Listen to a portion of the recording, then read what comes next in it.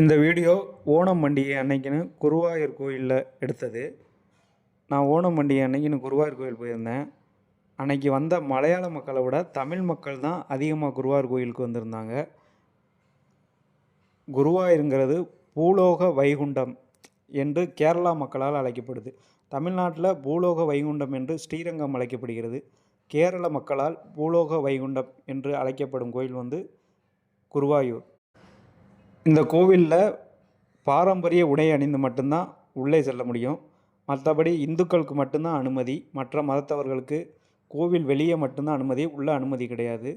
ஓணம் பண்டிகை அன்னைக்குன்னு பூக்களால் நல்ல விஷ்ணு படத்தை நல்லா கழுகு கருடன் மேலே அமர்ந்திருப்பது போல் அழகாக அமைச்சு வச்சுருந்தாங்க ஓணம் பண்டிகை அன்னைக்குன்னு. அன்றைக்கி எப்பவும் போல் கூட்டம் நார்மலாக தான் இருந்துச்சு. நல்ல தரிசனம் கிடைச்சது. எல்லாருமே பார்க்க வேண்டிய இடம்னா அது குருவாயூர் கோயில் தான்.